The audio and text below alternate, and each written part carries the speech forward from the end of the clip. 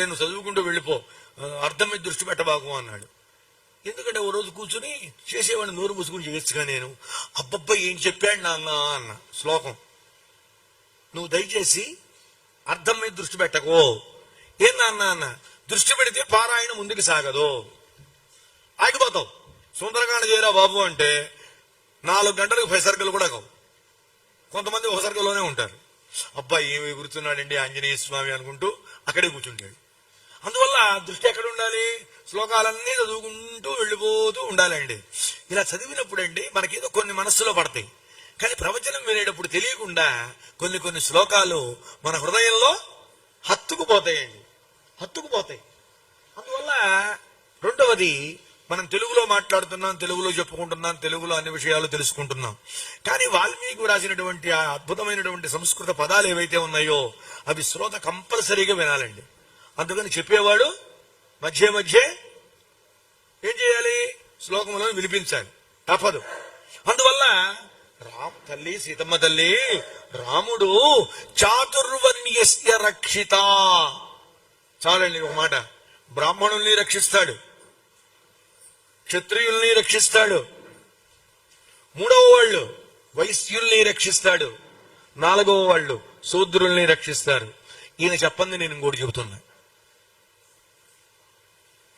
ఆ చెప్పండి కాదు, ఇందాక వచ్చేసింది, అది వేరే విషయం. ఏమిటది? రాక్షసుల్ని కూడా రక్షిస్తాడు అవసరమైతే.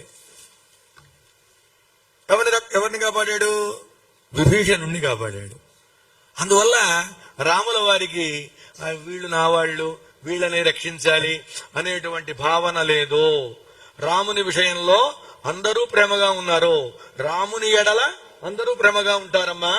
అంతేగా తల్లి, రాముడు లోక మర్యాదలని తాను పాటిస్తూ, మర్యాద అంటే హద్దండి, ఎంతవరకు మనం ఉండాలి, ఎంతవరకు మాట్లాడాలి, ఎంతవరకు తినాలి, ఎంతవరకు వినాలి, ఎంతవరకు చెయ్యాలి, ఇవన్నీ కొన్ని హద్దులు ఉన్నాయి. ఆ హద్దు దాటిపోకూడదు. అదే మన దేశం, ఇంకోళ్ళ దేశం హద్దు దాటామనుకోండి ఏమవుతుంది? వాళ్ళు పట్టుకెళ్ళి జైల్లో పడేస్తారు. ఏం చేసినా మనం ఆశ్చర్యపోకర్లా. అందువల్ల రాముల వారు లోక మర్యాదల్ని తాను కాపాడుతూ సమస్త ప్రజల చేత కూడా కాపాడేట్టు చేసేవాడమ్మా. రాజనీతి శాస్త్రం బాగా తెలిసినవాడు.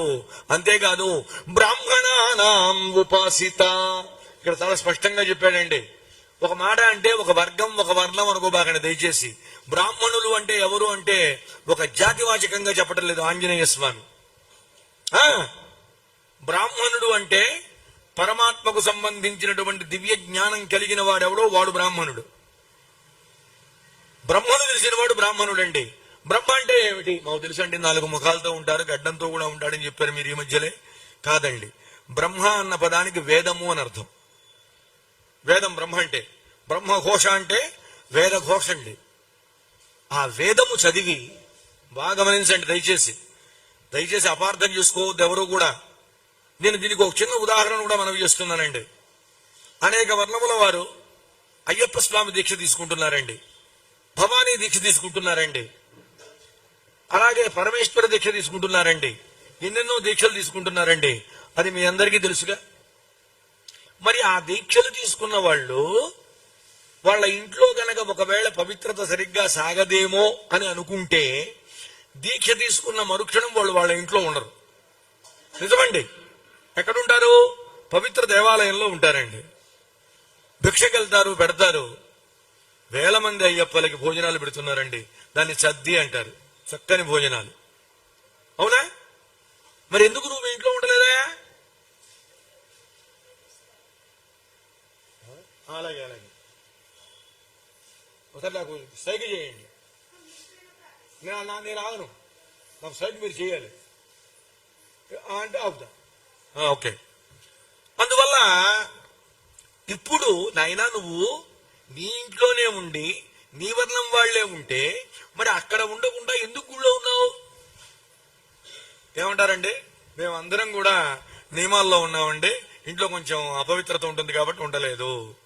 నాన్న 40 రోజులు దీక్షలో ఉన్న నువ్వే అంత పవిత్రంగా ఉంటే వేదం చదివేవాడు నియమనిష్టలతో ఉండాలి, వాడు ఎవరిని తాకూడదు. నియమం అది నియమం అండి. ఆ నియమంతో ఉన్నవాడు ఇంకెంత జాగ్రత్తగా ఉండాలండి? ఆలోచించండి. ఇంకెంత జాగ్రత్తగా ఉండాలి? ఇంకెంత జాగ్రత్తగా ఉండాలి? అందుకోసం పూర్వం వేద విధులైనటువంటి బ్రాహ్మణోత్తములు ఎవరిని తాకనిచ్చేవారు కాదు.